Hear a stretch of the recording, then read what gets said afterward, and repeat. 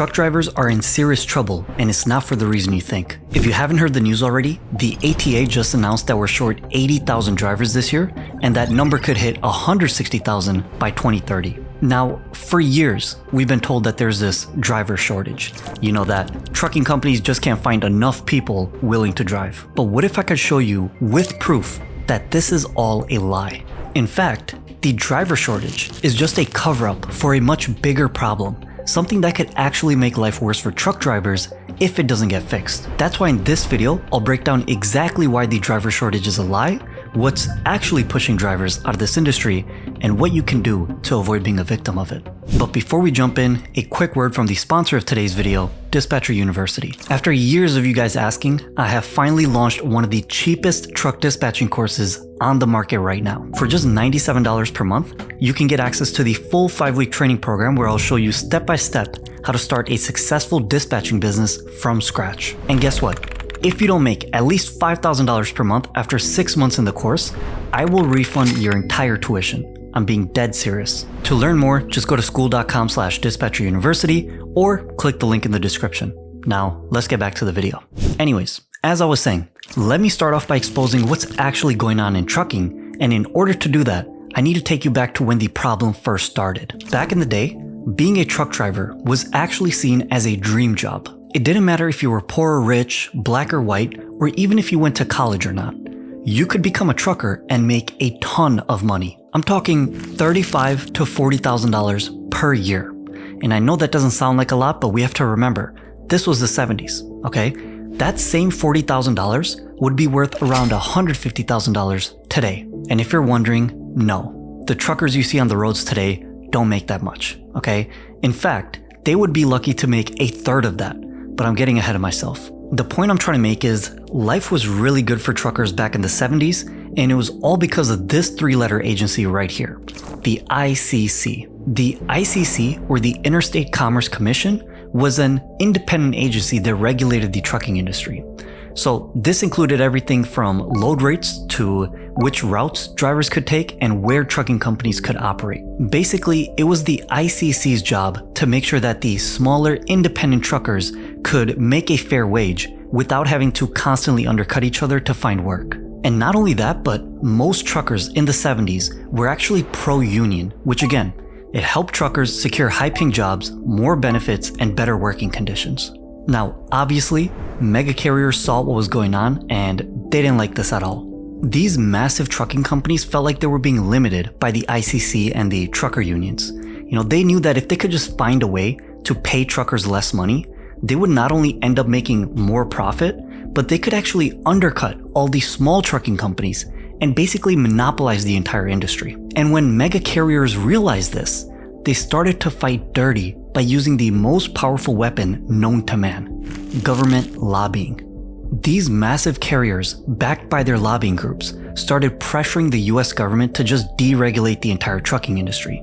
They argued that if the government would just step back and allow more competition, it would make life better for the average American. And listen, if we're being fair, they were telling the truth. Because think about it, if you just turn the trucking industry into a free-for-all, you know, more small trucking companies would join the industry, these new companies would then drive down the rates, the mega carriers would be the only ones that could profitably run these loads at these new rates, and these shippers would end up paying less to move their product so they can also drop their prices down. At the end of the day, it seems like everyone wins in this situation except the truckers and the owner-operators.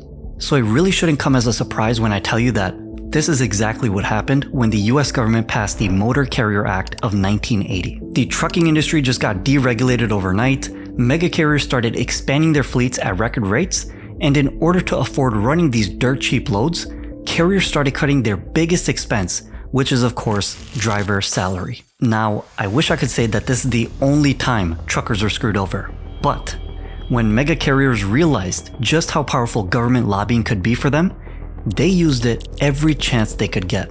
Over the next few decades, mega carriers would repeatedly push for policies that would make them more money, oftentimes at the expense of truckers. Take for example the ELD Mandate that just passed a few years ago in 2017. This new rule would make it mandatory for truckers to use an ELD device or an electronic device in their truck to track how many hours they've been driving. And again, if we take it at face value, this is a good rule, okay? With an ELD, the bad actors, the drivers that try to cheat the system and drive more than they're allowed to, it makes it almost impossible for them to do that. And because of this, there should be less fatal accidents happening on the roads. Or at least, that's what they want you to believe. In reality, the real reason mega carriers and their lobbying groups push so hard for this rule is because they would make more money while the owner-operators and the truck drivers would make less. Because think about it, as an owner-operator or a small trucking company, you don't have a bunch of truckers on standby that you can just cycle through, okay? You're either driving the semi-truck yourself, or if you hire a truck driver, they're just gonna drive that one truck. So when the HOS time is up, you or your driver just have to sit there and wait for it to refresh. Mega carriers, on the other hand, don't have this problem. They have multiple truck drivers, sometimes 3 or 4, driving one single truck to maximize efficiency. So if the HOS time is up for one trucker, they'll just take him or her out and get a new trucker in there to finish the job. And since most truckers are paid on a per mile basis, they usually end up driving less miles with this method, which again, means less money for them. Also, just in case you guys were wondering, the ELD mandate didn't even do the thing that it was promised to do, which is increase road safety. Because if you look at the data, semi-truck accidents have actually gone up 5% since 2017. Now, the reason why I'm telling you all this is to warn you for what's about to happen. Because every time mega carriers push for policies that will help the industry, it's really the truckers who end up paying the price. And this is exactly what's going on right now with the so-called driver shortage. Mega carriers are just using this as another excuse to push the US government to basically lower the minimum age for an interstate CDL from 21 to 18. Now, I hope I don't have to explain to you how more young drivers entering the market that are willing to work for dirt cheap is bad for the experienced truckers that are already having a tough time finding a job that pays well. And guess what? If you're one of those people that genuinely thinks that we have a driver shortage, you're right. Technically, there is a shortage of truck drivers, but that's not the actual problem. Just ask yourself this. If trucking companies have such a shortage of drivers, why aren't they doing more to actually keep the ones that they have? Why is the driver turnover rate at an all-time high, with some mega carriers losing over 90% of their drivers in a single year? Mega carriers can't answer this question honestly because in order to do so, they would have to admit the real reason why truckers are leaving the industry. Let me start with the most obvious one, driver pay. The sad truth is, truckers are paid almost 3 times less today, even though the demand for trucking is the highest it's ever been in history.